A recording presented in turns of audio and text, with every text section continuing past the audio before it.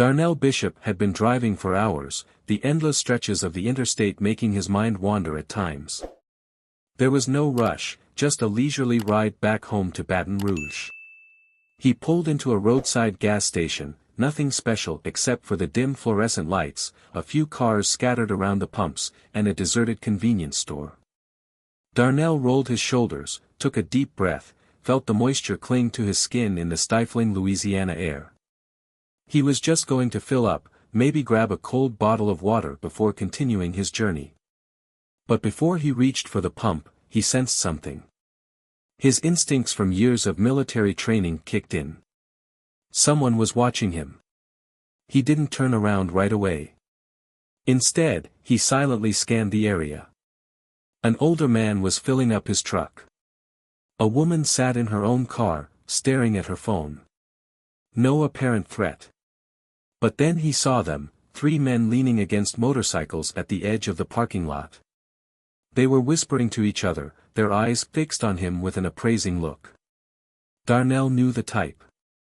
He'd seen them before, on the streets, in bars, even on the battlefield. Men who sought power by instilling fear. But he wasn't afraid. He just knew better than to ignore them. He kept a steady pace, swiped his card, grabbed the pump. No need to make the first move. No need to escalate. But the other man didn't think so. One of the 3, a skinny man with a low-slung cap, stepped forward. His boots clicked slowly on the pavement, his cunning eyes filled with dangerous confidence. He wasn't alone, the other 2 were still leaning against their bikes, but Darnell knew they were ready to pounce at any moment. "Hey, buddy," he said, his voice drawling, friendly but full of meaning. "I thought you could share some cash, right? Gas is expensive, you know." Darnell looked at him, saying nothing. No immediate reaction, nothing but absolute calm. There was an uncomfortable silence, and the other man wavered slightly. "Listen," he continued, his voice low. "No need to bother. Just a little contribution." His mistake was thinking Darnell was just an ordinary man. Before he knew it, Darnell was moving. Fast. Very fast. His arm was locked, twisted in a sharp pain. A sweeping kick sent his knees buckling. Before the other 2 could lunge, Darnell was spinning, eyes as sharp as steel. "Stop." His voice was low, not loud, but had the weight of someone who had seen too much violence and had no patience for petty things. They paused. In an instant, the confidence vanished, replaced by a terrifying realization, they had picked the wrong target. Darnell released the man, pushing him back. He blinked, half stunned, half terrified. His 2 companions didn't dare move forward. No one said anything more. For a long moment, there was only the steady hum of the gas pump. "Go away," Darnell said, needing no repetition. They didn't need another reminder. Seconds later, the 3 men were on their bikes and riding away, leaving a trail of gasoline in the air. Darnell sighed, shaking his head. He turned back, filling up the tank again, as if nothing had happened. The lesson had been taught. And they would never forget it. "Hey, man, nice ride." Darnell turned, his eyes scanning the window next to him, where the person who had spoken reflected. A tall man, muscular arms covered in tattoos, a jean jacket faded with age. His beard was streaked with gray, but not a sign of weakness. The way he stood, the way he spoke, all of it suggested a past as the biggest threat in any room he entered. Darnell stayed calm. Unhurried, unreacted. Assessing the situation. The man was not alone. A quick glance showed that 2 others were moving behind him, keeping enough distance to not attract attention but still ready to intervene if necessary. This was not a casual conversation. This was preparation. The man took a step forward, the air around him growing heavier. "Hey, man, where are you going?" Darnell turned slowly, his gaze locked on the other person. No avoidance. No hesitation. Just a calmness honed over time. Just pass. His voice was even, betraying no emotion. The other person chuckled, nodding slowly as if considering something. You must have taken a wrong turn, my friend. This is not friendly territory. Darnell exhaled softly through his nose. No reaction to the warning. No need. This was not the first time he had been in this situation. Not this particular place, but the circumstances were all too familiar. The other person let out a soft chuckle, no humor in it. You look fine, but I'll be blunt. He glanced at the two men behind him before turning back to face Darnell. We've had a long night. A very long night. And maybe, we need a little pick-me-up. If you know what I mean. His eyes fell to Darnell's hoodie pocket, where his wallet peeked out from a small corner. Maybe you can give us a hand. Darnell didn't blink. Didn't back down. He'd been here before. Guys like this always thought they had the advantage. 3 against 1. A lone man beside a deserted gas station. An easy target. But they didn't know who they were up against. Darnell didn't tighten his grip around the gas nozzle. Didn't shift his stance. Didn't take a deep breath. Those were mistakes only amateurs made, people who showed their nervousness before the game had even begun. Instead, he kept things loose. Calm. Casual. But in his head, he had already analyzed the situation. 3 people. The leader was the one talking, and he had confidence, which meant either he was really good at this sort of thing, or he had never been properly countered. Darnell smiled. Slowly. Not because he found it funny. But because he knew the game was about to change. The 2 men waited for his signal. The shorter man in the leather vest kept glancing around. That meant he was either nervous or watching witness Darnell. The silence stretched for a second before he spoke. I don't think you want to do that. The leader scoffed, tilting his head back, laughing. Oh, really? And why would you? Darnell finally moved, not much, just enough to shift his weight a little, adjusting his posture. His eyes were sharp, but his voice was steady. Because I'm not the type of person you want to mess with. The biker laughed, turning to his companions as if he'd just heard a joke worth sharing. The other 2 chuckled, but Darnell didn't miss the fleeting moment, a quick glance between them, as if gauging each other's reactions. The leader stepped closer. He was testing the boundaries, waiting to see if Darnell would back down, flinch, or do something that would prove he was dealing with an easy prey. Tough, huh? Standing here alone at the gas station. The biker's voice lowered. So what? Give me that wallet before things get ugly. Darnell's eyes dropped for a brief moment. He took in every detail, the biker's right hand clenched into a fist, the slight bulge in his jacket, a subtle but suspicious movement. Something heavy in his pocket. A knife? Another weapon? Darnell took a long, slow breath, as if giving himself and them one last chance to leave in peace. The biker's expression changed for a moment. A brief moment of courage clashing with uncertainty. Then he held out his hand, signaling to his 2 men. They charged forward. Darnell moved before they could touch him. The shorter one barely had time to react before Darnell stepped aside, grabbed his wrist, and twisted. A scream of pain rang out as his arm was bent at an unnatural angle. But Darnell didn't stop there. He kicked the other man's knee from behind, sending him to the ground with a groan. The other biker lunged, but Darnell was ready. He spun around, taking him down in a few clean moves. There was silence. The leader took a step back, eyes darting, weighing the situation. Darnell looked at him, not needing to say anything more. The message was clear. Finally, the biker lifted his chin, signaling his men to retreat. They limped away, leaving Darnell alone in the middle of the deserted gas station. He adjusted his shirt, letting out a long breath. An unnecessary war, but sometimes, there is no other choice. Darnell pivoted, taking advantage of the enemy's momentary hesitation. The man facing him, one of the bikers, had faltered for a second, a fatal mistake. Darnell wasted no time, swinging his elbow, hitting the man hard in the ribs. A groan escaped, choked and painful. The next blow to the throat wasn't enough to kill, but it left him gasping for air, staggering back, arms clutching his throat, eyes twitching in terror. A breath passed. The leader, a tougher biker, took a step back, his hands sliding inside his jacket. A cold flash of light flashed under the fluorescence, the shiny blade reflecting the flickering light. Darnell's pulse didn't change. He'd seen this coming.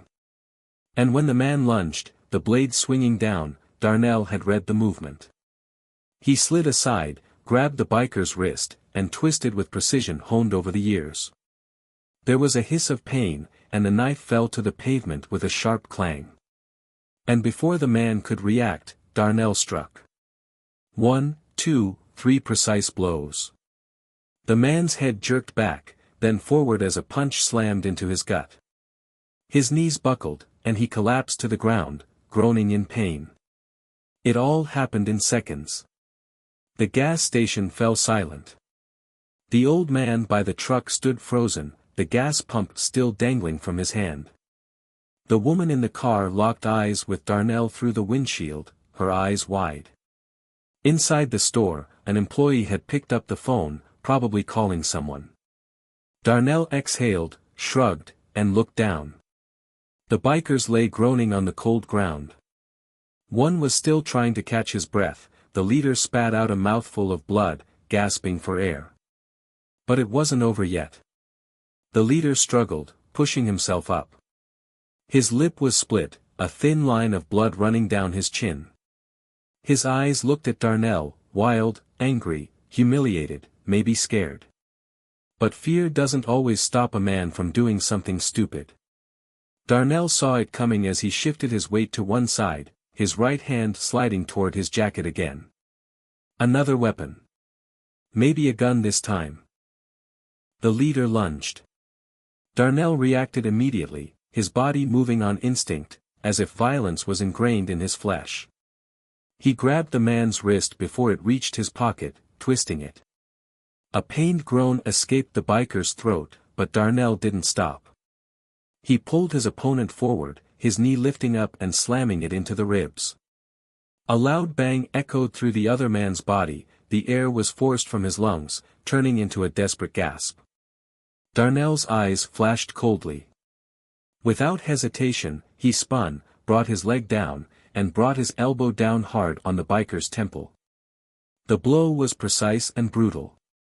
The man stumbled, his arms flailing for support but to no avail. Darnell was there, placing his foot behind his knee and pushing hard. There was a dull thud as the man's body hit the concrete.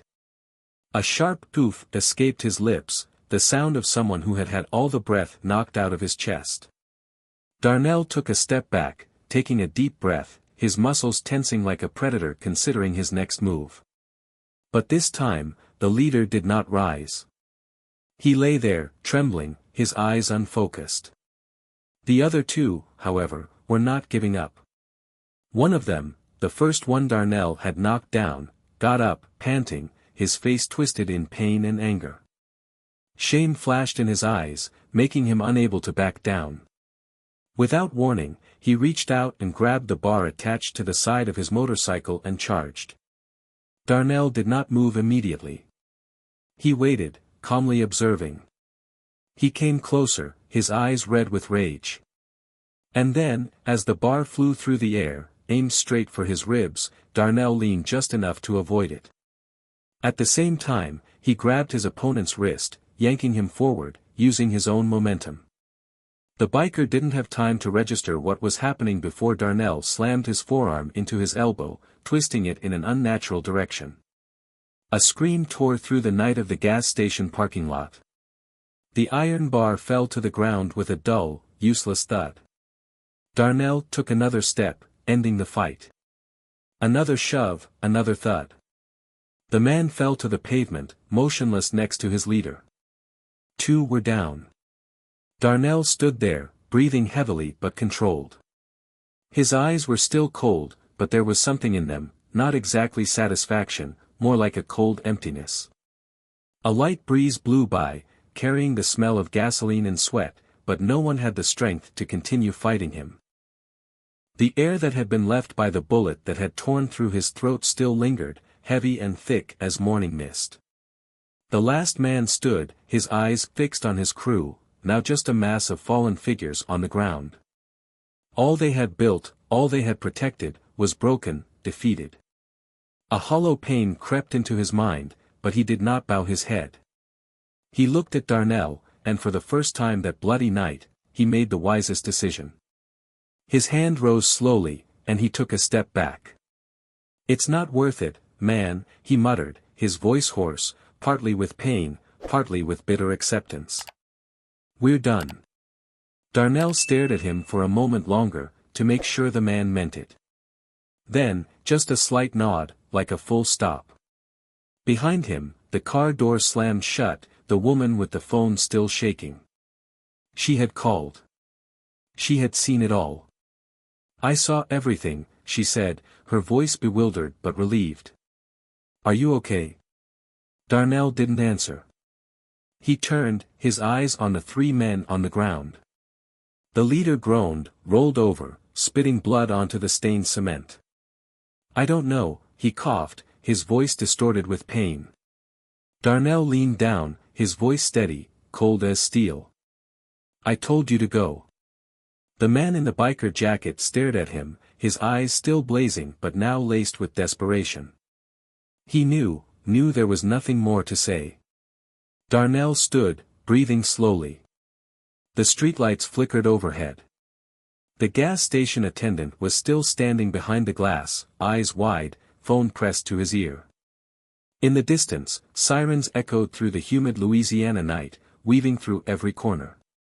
It grew louder, a sign that it wasn't over yet. Darnell didn't move. He heard the sirens, felt the weight of what was to come. The woman remained near the car, her eyes darting between him and the bikers writhing on the ground. "I told them not to do that," she whispered, shaking her head. "They think you're just a normal guy." Darnell let the words hang in the air. No one tonight was normal anymore. Not after what had happened. The first patrol car rolled into the parking lot, tires crunching on gravel. Red and blue lights flashed, reflecting off the windows of the convenience store. The defeated men on the ground groaned, trying to salvage the last remnants of themselves. But it was too late. 2 policemen stepped out, their hands hovering near their holsters. They looked around, then stopped at the man who still stood, the last man still struggling, not with the enemy in front of him, but with what remained of his own mind. The mustachioed man scanned the scene before locking eyes with Darnell. His brown eyes were weary, but still sharp, as if piecing together the details. "You did all this?" His tone wasn't accusatory. It was more like someone trying to understand and condemn. Darnell didn't respond right away. His mind ran through a series of scenarios of how this could have gone wrong, how easily things could have gone wrong. One wrong step, one ill-timed word, and things could have gone much worse. The woman near the car stepped forward, shaking her phone. "I got the video.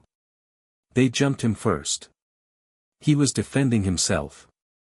The second deputy, younger and thinner, shifted his gaze to the bikers. The leader of the group was still coughing up blood, streaks of red running down his chin, glinting in the streetlights. But instead of looking apologetic, he just let out a bitter laugh. "This is bullshit," he spat. "He attacked us."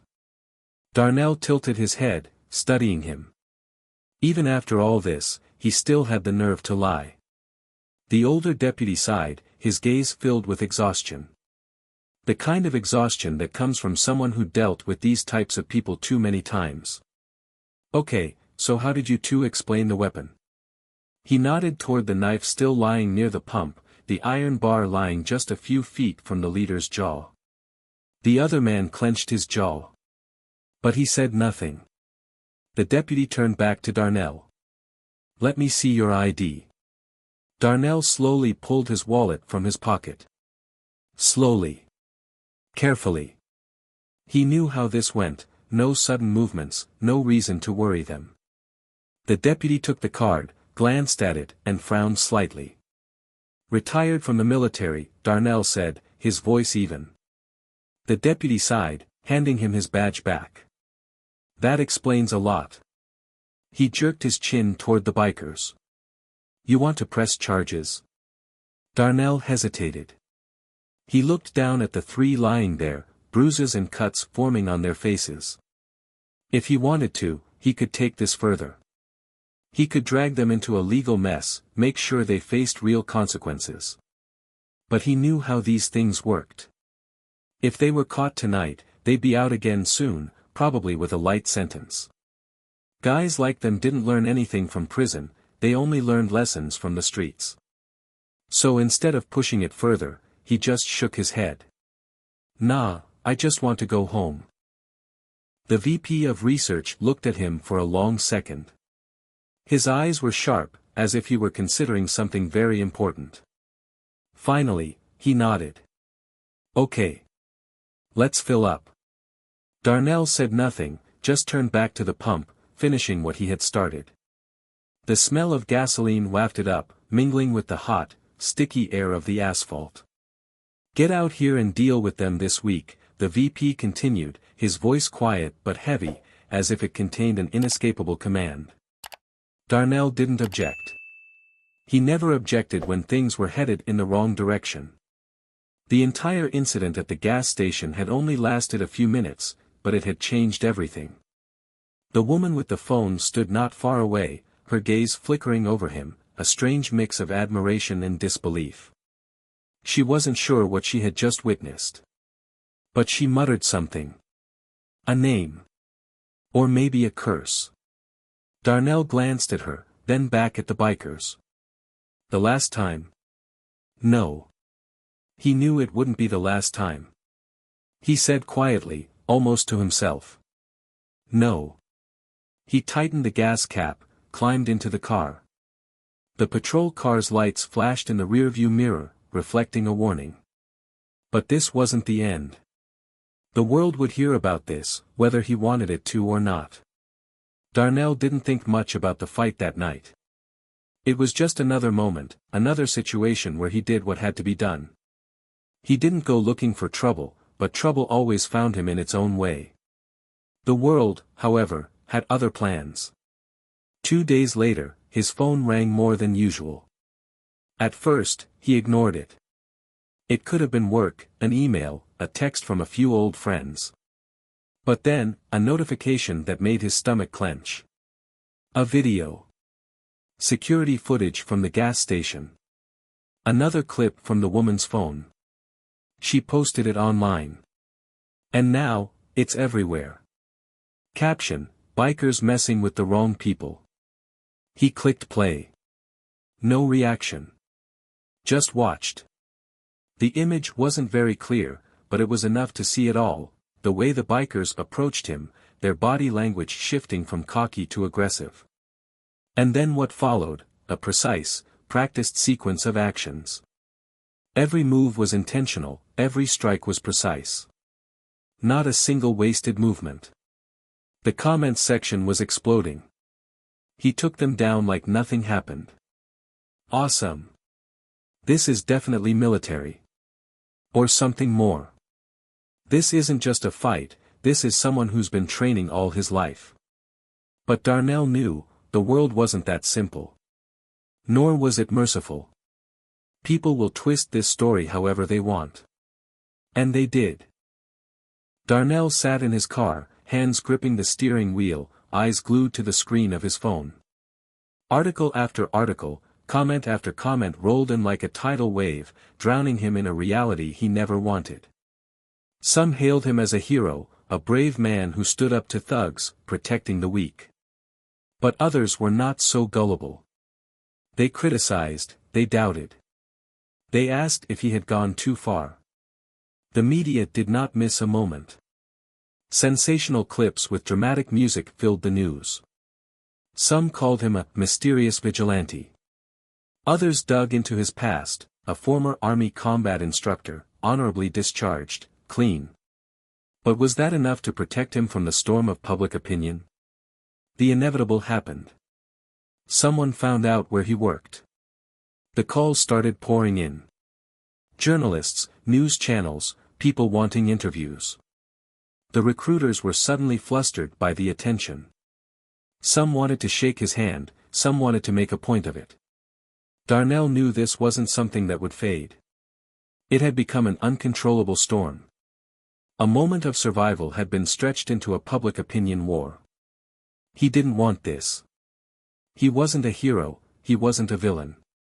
He was just a man who had been forced into a situation with no other choice. The phone screen lit up with a call. His mother's name appeared. He looked at it, let it ring a few times. Then he pressed answer. Mom. Darnell sighed, leaning his head back in his chair. His eyes were fixed on the ceiling, but his mind was drifting to a place beyond. A thought flashed through his mind, then vanished before he could grasp it. Finally, he spoke, his voice low. I thought you would. He paused, searching for the words. I thought you would understand. She was silent for a moment. The moment stretched on for what seemed like an eternity. You know, she said finally. The moment I realized, you didn't start it, but you fought. Darnell closed her eyes. A deep breath. You raised me better than that. He didn't say it, but she knew. Another pause, heavy. Because they both understood a simple but cruel truth, the world doesn't always care about the truth. And that part, Darnell knew better than anyone. Are you okay? She asked, her voice light as a breeze. I'm fine. But she didn't sound convinced. Darnell ran a hand over his face, as if to clear away the heavy thoughts in his head. I just don't want this to turn into something ugly for you. The internet had seized on the story the way it always did, twisting it, molding it into whatever version people wanted to believe. To some, he was a hero. To others, he was just a violent man looking for a fight. Neither version was true. But the truth was rarely reported in the press. Sweetheart, sometimes people need to see the truth for themselves before they believe it. His mother's voice was soft, but it carried the weight of experience and pain. Darnell thought about it. He had spent his life avoiding unwanted attention, keeping himself in a safe zone. But this time, the world pulled him into the light, whether he wanted to or not. Maybe, just this once, he should say something. The next day, he sat down, turned on his phone camera, and began to speak. I've been quiet about this, but I think it's time to say something. No drama. No fanfare. Just the truth, plain and simple. I'm not a hero. I'm not a criminal. I'm just a man who doesn't want to be a victim. The story went viral almost as fast as the video of the fight. And slowly, something changed. Some people still criticized him, but others finally understood. Darnell didn't care about being famous. He cared about one thing, making sure people understood the difference between self-defense and waging war. Because in a world where people are so quick to judge, sometimes the truth needs to be told. Straight from the inside. Did this story make you think? If so, share it. And if you ever find yourself in a situation where you have to stand your ground, make sure you know what you're fighting for.